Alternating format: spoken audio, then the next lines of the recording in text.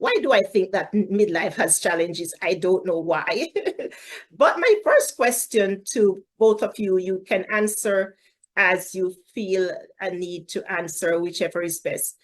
Let me first of all lay a caveat to the discussion because sometimes we hear about midlife and midlife challenges. Some persons want to say or think that it's all about women. But Coach Dawson will tell you later on that midlife crisis is not just about women. The men also face midlife challenges or midlife opportunities. And this is where I will start for all the persons in the room, those who will be listening on the program at other times, when we put it on the media. How do I know, or how will I know that I have reached midlife? And what would be your definition of midlife for people in the room? Well, it is a great question. I will start, and I would be remiss if I did not thank you from the bottom of my heart, Dr. Janice, for inviting us.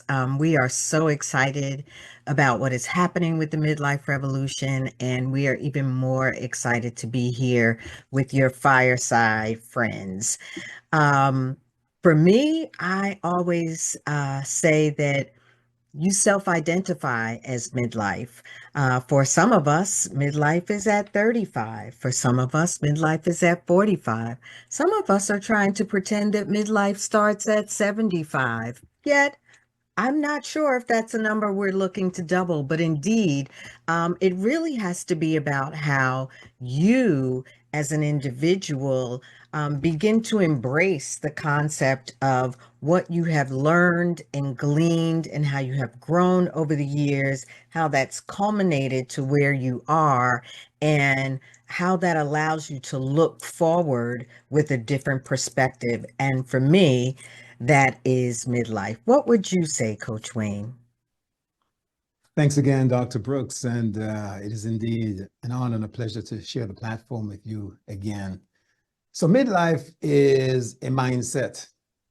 And so in terms of the scope of our lifetime, for Black men in America, it's now, I think, the average whole life age is 78. Of course, you can fall below or above that.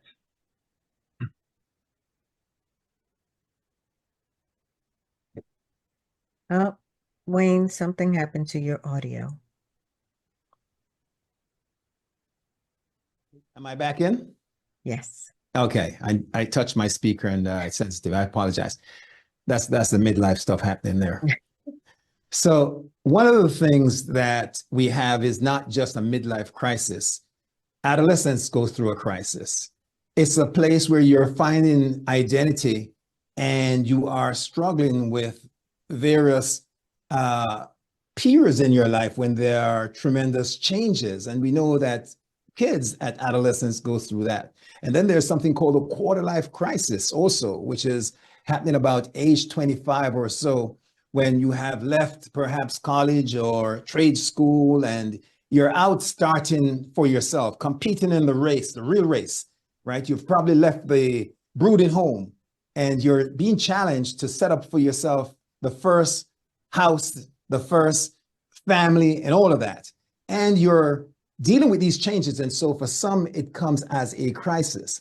And then what happens maybe a decade or so later is we start looking as Stacy wisely added, it's really where you place it, but we start looking at the journey and start asking the question, am I there yet? And we start getting challenged with the changes in terms of bodily. You talked about men and women. Men see a decline in testosterone that has a lot of complications on its own.